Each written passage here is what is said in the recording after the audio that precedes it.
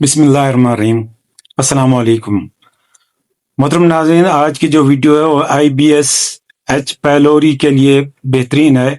پیٹ کی خرابی کوئی ہو، کسی قسم کا کوئی مسئلہ ہو، تیزابیت ہو، گیس ہو، پخانہ خشک آتا ہو، قبض ہو، یا کھانا کھانے کے بعد فوراً جو ہے نا واش روم جانے کی ضرورت ہو، پخانہ پتلا آتا ہو تو یہ اس کو ٹھیک کر دے گا۔ اس کے علاوہ اگر آپ کے اندر ری بادی زیادہ بنتی ہے یا ری بادی بن کے پیٹ پھول جاتا ہے اور صحیح طریقے ری نکلتی نہیں ہے، گیس نکلتا نہیں ہے، تو اس کے لیے بھی بہترین ہے، زبردست ہے۔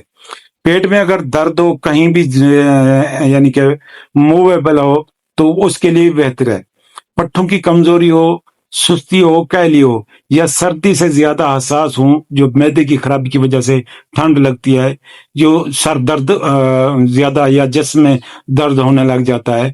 گردوں میں سوزش اکثر اسی وجہ سے ہو جاتی ہے، گردے کی سوزش ہو، پتے کی پتھری ہو، یا پتے میں درد ہو، گردے میں درد ہو، معدے کا درد ہو، جو اکثر ایچ پیلوری میں ہو جاتا ہے، جس کی وجہ سے انسان کی زندگی بے سکون ہو جاتی ہے، خاص کر سر درد جو بلڈ پریشر کی وجہ سے ہوتا ہے، اس کا اصل نظام تو معدے میں گیس کی وجہ سے ہوتا ہے، تو اس کے لیے بہترین چیز ہے۔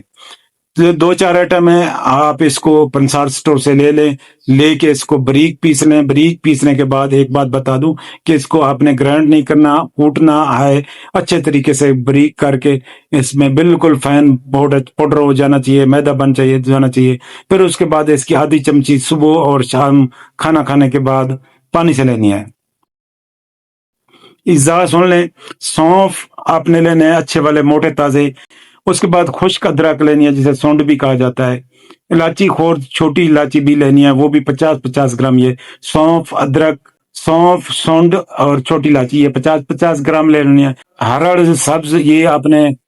25 گرام لینا ہے، اور سنا مکی کی پتیاں یہ بھی 25 گرام لینی ہے۔ ایک بات یاد رکھنا ہے کہ ہرڑ سبز کی جو نا گٹھلیاں نہیں ڈالنی، اوپر والا چھلکا ہی ڈالنا ہے، اور سنا مکی میں جو نا یہ ڈنڈیاں نہیں ہونی چاہیے، اگر ڈنڈیاں چلی گئی تو یہ پیٹ کا درد کا سبب بن سکتا ہے، اور بھی مسئلہ کھڑا ہو جاتا ہے، یا گردے کا درد پڑ سکتا ہے۔ صرف پتیاں پتیاں ہوں، ڈنڈی اس میں ڈنڈی کوئی بھی اس طرح کی نہ ہو۔ پھر اس کو بریک پیس کر آپ کو بتایا کہ کیسے کھانا ہے، اس طرح کھائیں، اور انشاءاللہ IBS کا مسئلہ ہو، یا معدے کسی